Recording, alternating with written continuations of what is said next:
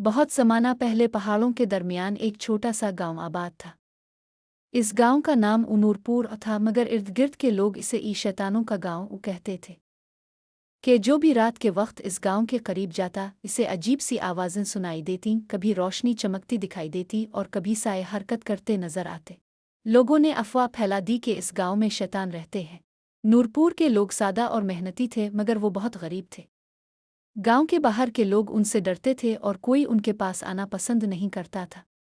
इस वजह से नूरपुर के लोग तन्हा हो गए थे।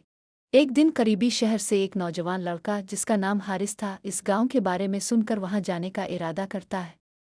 वो बहादुर था और इसे यकीन नहीं था कि वाकई वहां शैतान रहते होंगे। इसने सोचा, अगर मैं सच जान लूं तो शायद लोगों का खौफ खत्म हो जाए। रात के वक्त वो नूरपुर की तरफ रवाना हुआ। आसमान पर बादल थे, हवा तेज चल रही थी और दूर पहाड़ों के पीछे बिजली चमक रही थी। जैसे ही वो गांव के करीब पहुंचा, इसे वाकई अजीब आवाज़ें सुनाई दीं। कभी किसी के हंसने जैसी आवाज़, कभी किसी के रोने जैसी। हारिस का दिल तेज धड़कने लगा, मगर उसने हिम्मत न हारी।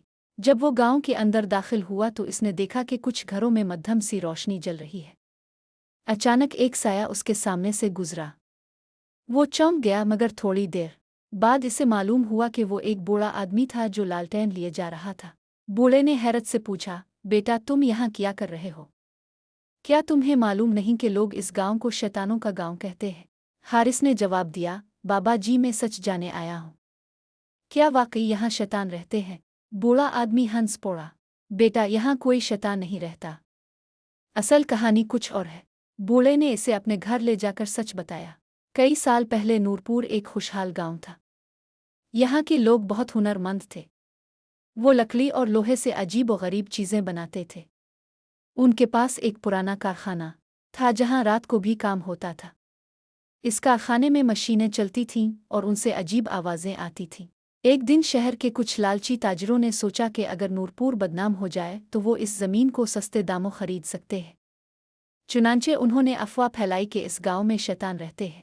लोग डर गए और आना जाना छोड़ दिया। रात को कारखाने की आवाज़ें सुनकर लोगों का खौफ मज़ीद बढ़ता गया। आहिस्ता आहिस्ता नूरपुर तन्हा हो गया और लोग इसे शैतानों का गांव कहने लगे। हारिस को सच मालूम हो गया।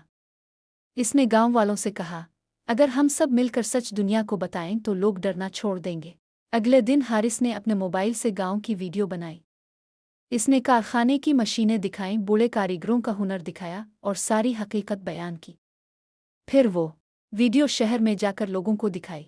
शुरू में लोग यकीन नहीं कर रहे थे, मगर जब उन्होंने खुद जाकर देखा तो उन्हें अंदाज़ा हुआ कि वो बरसों से झूठ पर यकीन करते रहे। आहिस्ता आहिस्ता नूरपुर में दोबारा रौनक आने लगी। ताजिर वापस आने लगे। बच्चों की हंसी सुनाई देने लगी। कारखाना फिर से चलने लगा, मगर इस बार लोग डर नहीं रहे थे। नूरपुर का नाम बदलकर दोबारा नूरपुर रख दिया गया, क्योंकि वहाँ का असल नूर यानी सच सबके सामने आ चुका था। हारिस को सब लोग हीरो समझने लगे, मगर वो मुस्करा कर कहता, मैंने कुछ नहीं किया, बस सच को सामने लाया है।